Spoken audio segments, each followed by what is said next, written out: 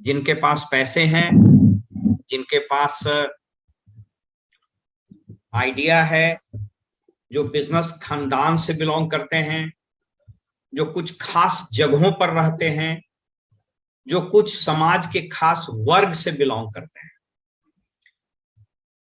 या जिनके पास कुछ खास तरह के अनुभव हैं। ये तमाम भ्रम, तमाम मिथ्या इस बिजनेस ने तोड़ दिए और कदाचित इसीलिए इसको रॉबर्ट कियोसाकी ने 21वीं सदी का व्यवसाय कहा है। जब हम इस बिजनेस में आज से तकरीबन 10, साढ़े 10, 11 साल पहले आए थे, तो जब इस किताब की चर्चा हम सुनते थे, business of 21st century by Robert Kiyosaki, तो मुझको अजीब फील होता था कि ये बिजनेस ऑफ 21st सेंचुरी क्यों और कैसे है। Why is this business a unique business of 21st century? मुझको ये बात समझ में नहीं आती थी और मुझको लगता था कि यूं ही कुछ गप करने के उद्देश्य से इसको लिखा गया है कि बिजनेस ऑफ 21st सेंचुरी है। लेकिन बाद में मुझे ये समझ में आया, जब इसके पूरे चीज को हम पढ़ना शुरू किए और जानना शुरू किए, तो ये बात समझ में नहीं आती थी।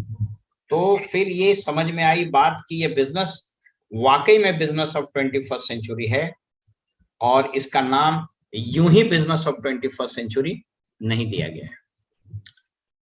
आज उस पर विचार विमर्श और उस पर चर्चा हम लोग नहीं करेंगे कि बिजनेस ऑफ 21st सेंचुरी क्यों कहलाया, बल्कि अब तो ये स्थापित है और आप दुनिया में देखेंगे एक नया शब्द इजाद हुआ है आजकल, उसको बोलते हैं, आप सुन करके बड़ा अच्छा लगेगा आपको, कुछ शब्द हैं जिससे हम आपको आज वाकिफ कराना चाहते हैं।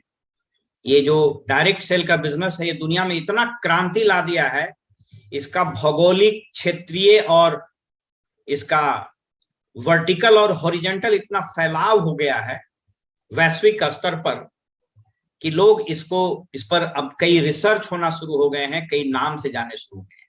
2-3 शब्द आपको हमेशा अखबारों में, खास करके जो इकोनॉमिक न्यूज़पेपर्स होते हैं, चाहे वो बिजनेस स्टैंडर्ड हो, इकोनॉमिक टाइम्स हो या हिंदू अखबार का बिजनेस लाइन हो, जब आप पढ़िएगा तो आपको मिलेगा।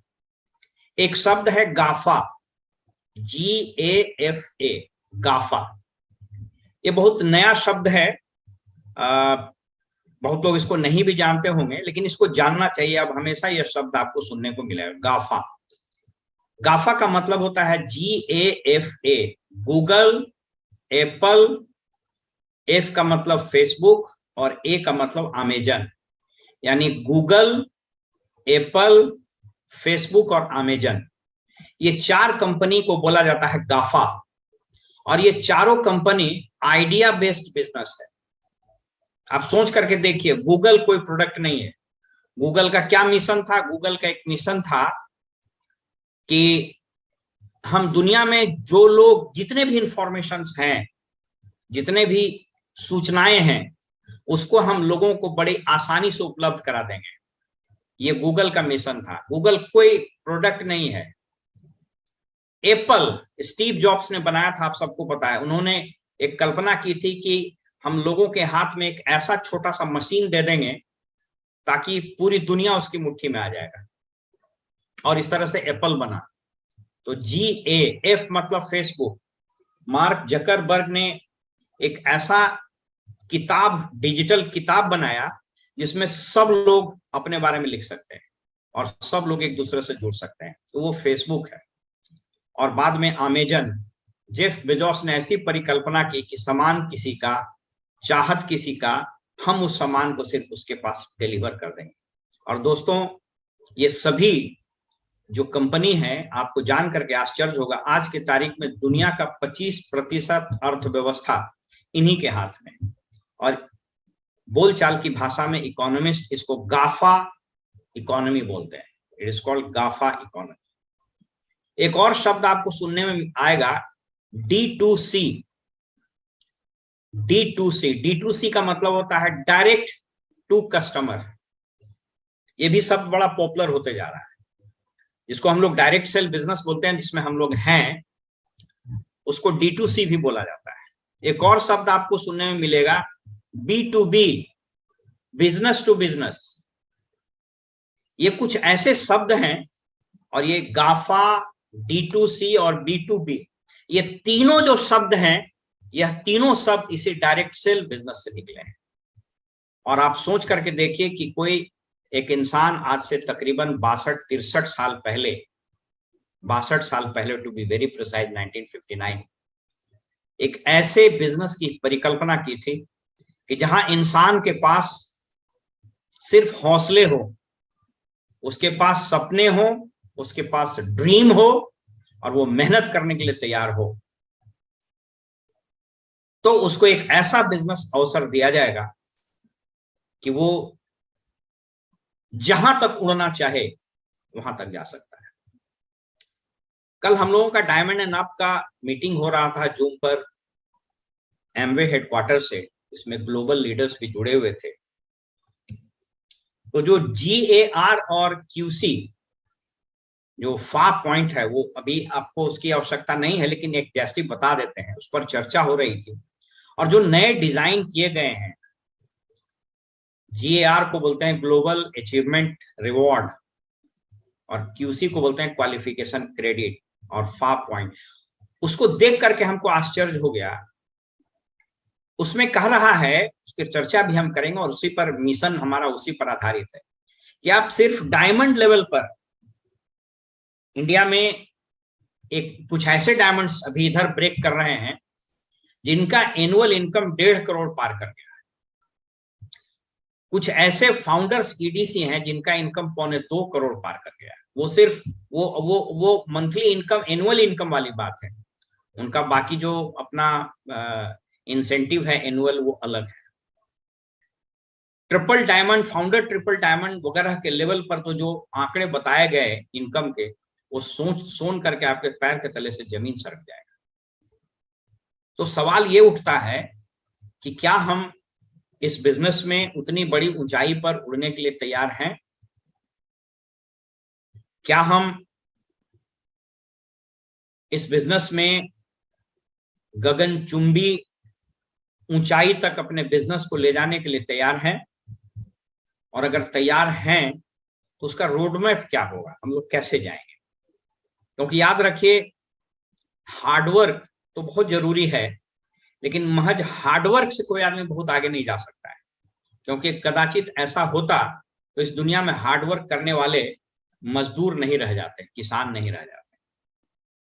मैं किसी को डाउनग्रेड नहीं कर रहा हूं, मजदूर किसान इस देश की रीढ़ है, मैं उसकी चर्चा नहीं कर रहा। तो प्रश्न यह उठता है कि हम कैसे काम करें, क्या करें। इस संदर्भ में एक दो और चीज जिस पर हम डिटेल में चर्चा करेंगे। इस कोरोना ने पूरे दुनिया में बिजनेस करने के तरीके, लोगों के सोचने के तरीके, कस्टमर और कंज्यूमर का बिहेवियर, प्रोडक्ट्स का डिमांड, प्रोडक्ट्स के क्वालिटी और इंग्रेडिएंट्स, यहां तक कि सरकारों की सोच भी बदल दी है। मुझको याद है तकरीबन 1 साल पहले, जहां तक मुझको ठीक से याद हो, कि संभवतः पहले लॉकडाउन के बाद हेनरी किसिंगर, एक बहुत बड़े राजनयिक हुए, विदेश मंत्री भी अमेरिका के हुए और बहुत बड़े अर्थशास्त्री हैं, 94 साल उनका उम्र है। उन्होंने एक लेख लिखा था, स्ट्रीट वॉल जर्नल, एक बहुत शानदार प्रतिष्ठित अखबार है। उसमें उन्होंने लिखा था कि दुनिया में अब जो तारीख है वह BC और AD के रूप में नहीं जाना जाएगा। हम लोग पढ़ते थे ना, ईसा पूर्व इतना और ईसा बाद इतना, BC और AD। उन्होंने कहा था यह तारीख अब BC और AC के रूप में जाना जाएगा। BC मतलब बिफोर कोरोना, और AC का मतलब आफ्टर कोरोना। यानी आफ्टर कोरोना ने दुनिया में इतने सारे परिवर्तन लाए हैं, इतने सारे पैराडायमेटिक चेंजेस लाए हैं, सोच में परिवर्तन लाए हैं, कि उन सबों में तारतम्यता बैठाना हम लोगों के बिजनेस में बहुत जरूरी है। उस पर भी चर्चा करें। तो ये कुछ ब्रॉडर पैरामीटर्स हैं जिसके तहत हम आज आपसे बात करने आए हैं। और यकीन मानिए कि अगर इस बिजनेस के पूरे सेशन जो तकरीबन 1.5 घंटे का चलेगा, आपने अच्छे से सुना, यह यूट्यूब पर भी उपलब्ध है और इसको अमल में लाया, हम लोग सब आपके साथ हैं, आपका अपलाइन भी आपके साथ है। यकीन मानिए, जिसको हम लोग बोलते हैं अंग्रेजी में 180 डिग्री से आपका पूरा लाइफ, आपका पूरा बिजनेस, आपका पूरा लाइफस्टाइल भूल जाएगा, तो मैं बता सकता हूं। यह कभी नहीं भूलना चाहिए कि यह बिजनेस सिर्फ पैसा कमाने का नाम नहीं है। पैसा आप और स्रोत से भी कमा सकते हैं। यह बिजनेस एक कंप्लीट पैकेज है, एक मुकम्मल तिजारत जिसको हम लोग बोलते हैं उर्दू में। It is a complete package of life, जहां पैसा, recognition, peace of mind, good health, good association, इन सब की चर्चा हम लोग करेंगे। ये सब मिलता है। देखिए, आपको एक, चूंकि बात निकली तो मैं आपको एक दिखाऊं। यह एक किताब है, इस किताब का नाम है power of positive thinking by Norman Vincent Peale. बहुत बड़े लेखक हुए नॉर्मन विंसेंट पील। इन्होंने कई किताबें लिखी है और इनकी किताबें दुनिया भर में बहुत पढ़ी जाती है। और यह किताब, खास करके यह जो किताब है, ये तकरीबन 20 से 22 भाषाओं में लिखी गई और इसके करोड़ों प्रतियां बिकी हैं। ये किताब की ये ताकत है कि इसने डोनाल्ड ट्रंप, जो पूर्व राष्ट्रपति थे और वो नास्तिक थे, इस किताब की ताकत थी कि डोनाल्ड ट्रंप को आस्तिक बना दिया, गॉड को वो पूजा करने लगा। मैं इसका एक रेफरेंस आपको देना चाहता हूं, इस बिजनेस में क्या क्या मिलता है। और जो लोग इसको समझ जाते हैं, वे लोग इस बिजनेस के एसोसिएशन से प्यार करने लगते हैं, इस बिजनेस के संगत से प्यार करने लगते हैं, और उसके बाद तो उनका पूरा जीवन बदल जाता है। मित्रों, हम आपसे नहीं, आपको हम एक्सप्रेस ही नहीं कर पाते हैं कि जब हम लोगों से बात करने लगते हैं, इतने लोगों को सफल होते हुए देखते हैं, इतने लोगों के खुशियों में अपनी भूमिका को देखते हैं, तो मेरे रोंगटे खड़े हो जाते हैं। यकीन कीजिए, एमवे बिजनेस में अक्रॉस द एलओएस, दूसरे एलओएस के लोग भी जब कभी किसी प्लेटफॉर्म पर मिलते हैं, चाहे वो यूट्यूब हो, चाहे जूम हो, चाहे फिजिकल किसी सेमिनार में मिलते हैं, कभी फोन करते हैं, कभी फेसबुक में लिख देते हैं कि सर आपकी एक सीडी सुनी थी और मेरी जिंदगी बदल गई। यकीन मानिए, वो जो खुशी का पैमाना है, उसको आप किसी और इंस्ट्रूमेंट से नाप नहीं सकते। इस किताब में एक चैप्टर है, वो बड़ा शानदार चैप्टर है, कभी मौका मिले तो यह किताब जरूर पढ़ना चाहिए। इस किताब में एक चैप्टर है, उसका नाम है how to get people to like you. आप वो क्या काम करें कि लोग आपको प्यार करने लगे, लोगों को आप अच्छा लगने लगे। एक विलियम जेम्स करके, उनको बोला जाता है फादर ऑफ साइकोलॉजी, उनका नाम था विलियम जेम्स। वो अमेरिका के बहुत बड़े साइकोलॉजिस्ट थे। उन्होंने कहा है इस किताब में, और आप खुद भी फील कीजिएगा, उन्होंने कहा कि इस धरती पर इंसान की जो सबसे बड़ी चाहत होती है, वो ये होता है कि लोग उसको पसंद करें। He should be recognised, he should be appreciated. ये हर इंसान की चाहत होती है। इन्होंने लिखा है, आप जब पढ़ेंगे तो आश्चर्यचकित हो जाएंगे। इन्होंने लिखा है कि अगर कोई इंसान अकेला रहता है, उसको कोई संगत नहीं मिलती है, उसको कोई चाहने वाला नहीं होता है, और उसको ये लगने लगता है कि सोसाइटी में उसकी कोई जरूरत नहीं है, तो वह आदमी धीरे धीरे मौत के आगोश में चला जाता है। आज मैं एक यूट्यूब में एक वीडियो देख रहा था, मैं द्रवित हो गया। उसमें एक वृद्धाश्रम में एक रिटायर्ड प्रोफेसर, लगभग 74-75 साल, 80 साल के थे, उनकी स्टोरी आई। उन्होंने कहा कि मैंने बीए किया, एलएलबी किया, एमएल किया, और लंदन से लॉ में मैंने पीएचडी की। मेरा बेटा सर्जन था, लेजर सर्जरी में उसने एमएस किया था, मेरी बहू डॉक्टर थी, और मेरी वाइफ भी प्रोफेसर थी। केदारनाथ में जब बाढ़ आया, प्रकृति का प्रलय आया, उसमें उनका पूरा परिवार खत्म हो गया और वो सिर्फ बच गए। अब उनके पास कोई मकसद नहीं था, इसलिए अपनी तमाम प्रैक्टिस वगैरह को छोड़ करके उन्होंने लिखा कि हम विषाद में डूब गए और हमको ये लगा कि दुनिया को मेरी जरूरत नहीं है। और उसके बाद मैं वृद्धाश्रम में आ गया और अब मैं जिंदगी के दिन गिन रहा हूं। मैं बताना क्या चाहता हूं कि आप कितना भी सफल हो जाइए अपने किसी पेशे में, आप बहुत अच्छे डॉक्टर हैं, बहुत अच्छे लॉयर हैं, बहुत अच्छे प्रोफेसर हैं, बहुत बड़े बिजनेसमैन, जिस दिन आप अपनी विरासत दूसरे जनरेशन को सौंप दीजिएगा, अचानक से आप वैक्यूम में चले जाइएगा, अचानक से आप खाली हो जाइएगा और उस दिन आपको लगेगा कि मुझको, दुनिया को मेरी जरूरत नहीं।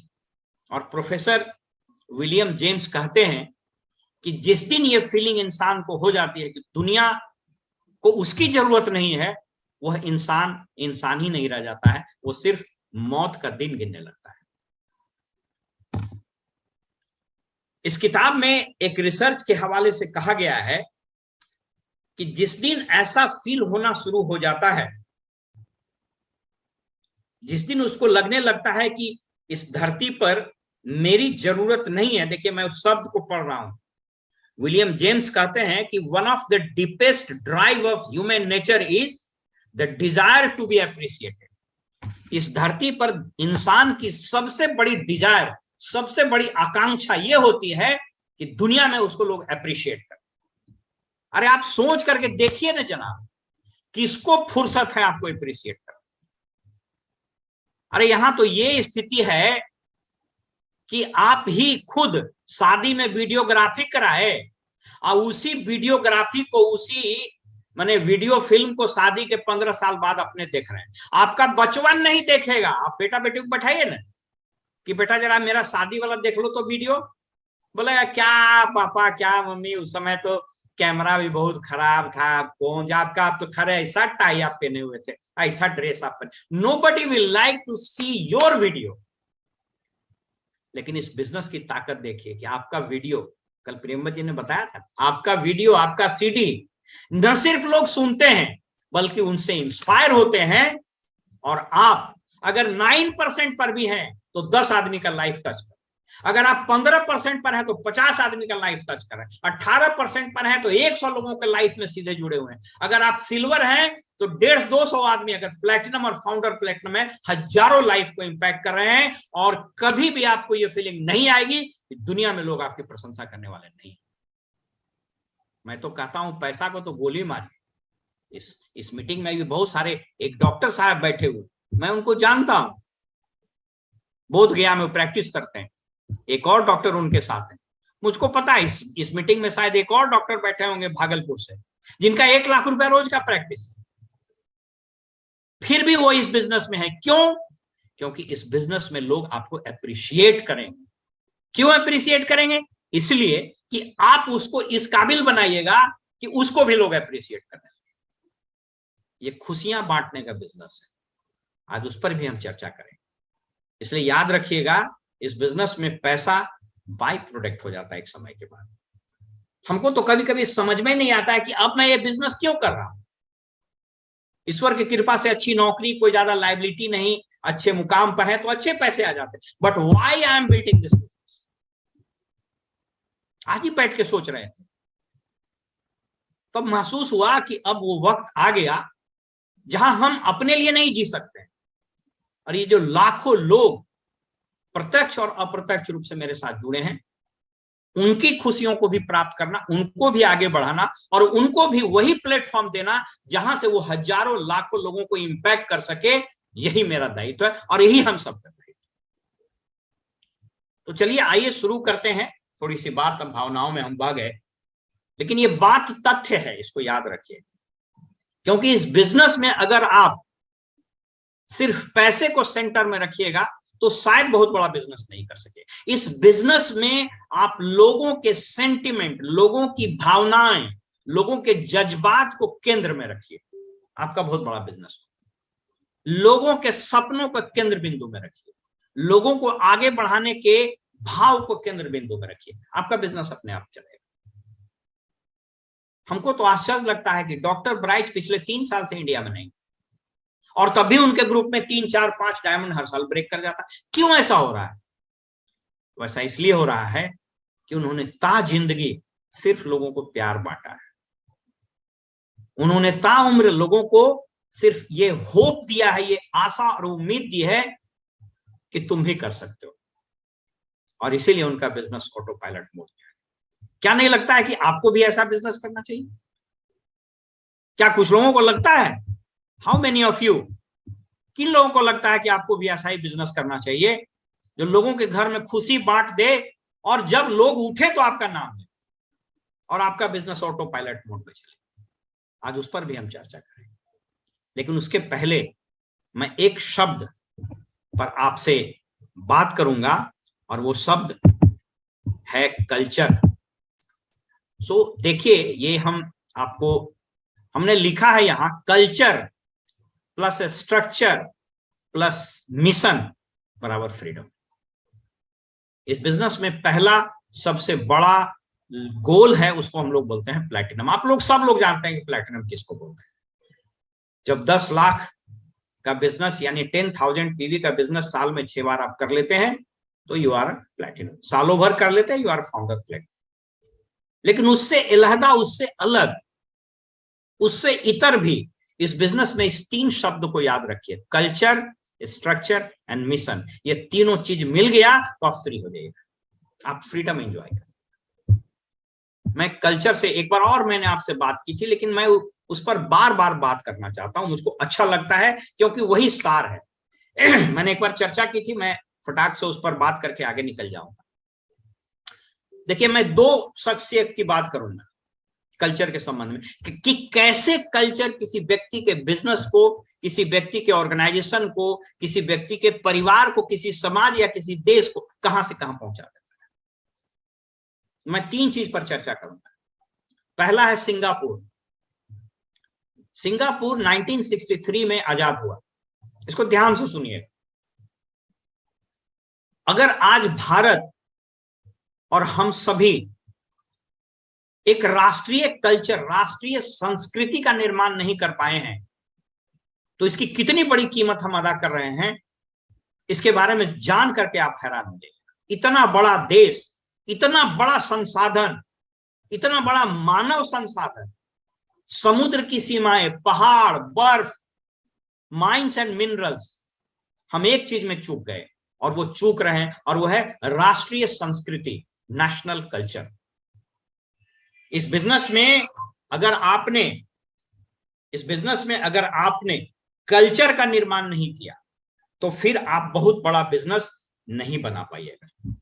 मैं एक एग्जाम्पल दे देता हूं आपको, और वो एग्जाम्पल ये है, 1963 में सिंगापुर आजाद हुआ।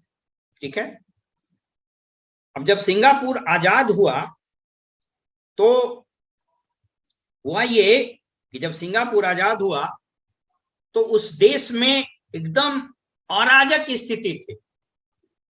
लॉ एंड ऑर्डर कोलैप्स कर चुका था, शौचालय लोग नहीं जाते थे, रोड पर बाथरूम कर देता था, चलने का अकल किसी को नहीं था, और वो बिल्कुल जंगल के तरह का स्टेट। एक नेता आए वहां पर, जो प्रधानमंत्री हुए, उनका नाम है LPY बोलते हैं, LKY, ली क्वान यी। उनको फादर ऑफ सिंगापुर भी बोला जाता है। उन्होंने मदद मांगी चाइना से, ब्रिटेन से कि साहब आप अपना आर्मी दे दीजिए ताकि हम यहां पर लॉ एंड ऑर्डर को ठीक कर सके। किसी ने उसकी मदद नहीं की। सब लोग कहा तुम्हारा देश, तुम आजाद हो गए हो, अब तुम जानो तुम्हारा काम जाने। किसी ने उसकी मदद नहीं की। और उसके बाद उस व्यक्ति ने एक निर्णय लिया, और निर्णय क्या था? निर्णय था कि राष्ट्रीय चरित्र का निर्माण करें। और उसने सबसे पहले लोगों को डिसिप्लिन करना शुरू किया, और एक नारा दिया, democracy without discipline is disaster. लोकतंत्र बगैर अनुशासन का डिजास्टर है। और लोगों को चलना सिखाया, मार मार के। वोट देना नहीं, पहले चलना सीखो, पहले शौचालय जाना सीखो, पहले खड़ा होना सीखो। पहले बात करना सीखो, कपड़ा पहनना सीखो।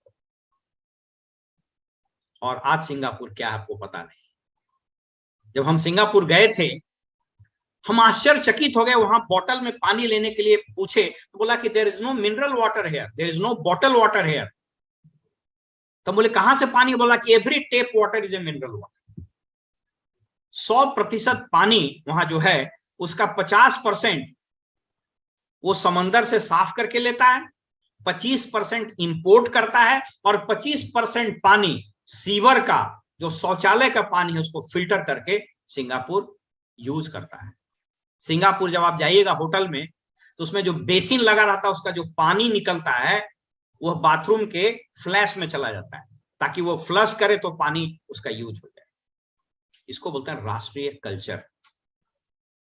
आज सिंगापुर क्या है? उसके पास कुछ नहीं है सिवाय बालू के रेत के। सिर्फ समंदर है, न माइंस है, न मिनरल्स है, आबादी भी कम है, खेती लायक जमीन नहीं है।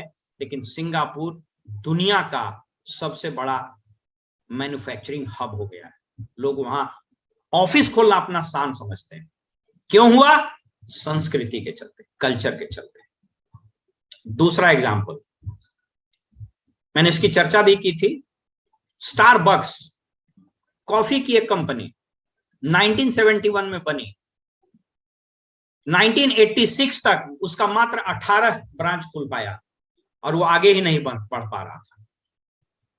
उसका स्लोगन था, we are in coffee business serving people.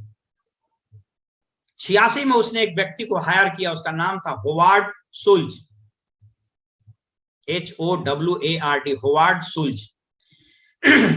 उसको बुलाया, कहा कि इस कॉफी कंपनी को आप आगे ले जाइए, इसको आगे बढ़ाइए। वहां गया और उसके मालिक से बात किया कि साहब कॉफी ना बनाते आप हैं, इसमें क्या हम एक्सपेरिमेंट करें? बहुत खुश होइएगा तो अच्छा कॉफी पिलाइएगा, अच्छा कप में पिलाइएगा, अच्छा चेम्बर दीजिएगा, अच्छा एटमॉस्फेयर दीजिएगा, सोना तो नहीं डालिएगा। कहा तो फिर कैसे होगा? तो होवार्ड सुल्ज ने कहा आपको अपना कल्चर बदलना। और जो लिखा हुआ था मिशन स्टेटमेंट स्टारबक्स का है, स्टारबक्स कॉफी हम अमेरिका में पिए भी हैं, अद्भुत कॉफी होता है। उसका मिशन स्टेटमेंट कहा कि बदलना पड़ेगा। आपने लिखा है कि हम कॉफी के व्यापार में हैं और लोगों को कॉफी सर्व करते हैं, इसको बदल दीजिए। और उसको बदल दिया गया और उसको लिखा गया कि we are in people's business serving coffee. हम लोग लोगों के व्यवसाय में हैं जो कॉफी सर्व करता है। देख लीजिए कल्चर का खेल। शुरू में कहा क्या, जब आगे नहीं बढ़ रहा था, we are in coffee business, हम लोग कॉफी का बिजनेस करते हैं, लोगों को कॉफी पिलाते हैं। और अभी कहा कि नहीं, हम लोग लोगों के बिजनेस में हैं और लोगों को कॉफी पिलाते हैं। और एक एक एम्प्लॉय को बुलाया और कहा कि आज से ये मान लो कि ये स्टारबक्स कंपनी तुम्हारा है, और जब तुम्हारी अपनी दुकान हो और कोई आए मिलने के लिए, तुम उसको कैसे सर्विस दोगे। और उसके बाद देखते देखते आज 2 लाख से ज्यादा कॉफी शॉप, 81 से ज्यादा देश में स्टारबक्स चलती है। और $20 बिलियन, $20 बिलियन, $1 बिलियन 7,000 करोड़। तो आप सोच करके देखिए, 1,40,000 करोड़ की कंपनी हो गई, $20 बिलियन। क्यों हुआ? कल्चर के कारण। तो 2 एग्जाम्पल मैंने दिया। एक एग्जाम्पल दिया सिंगापुर का, दूसरा एग्जाम्पल स्टारबक्स का, तीसरा एग्जाम्पल टाटा का है।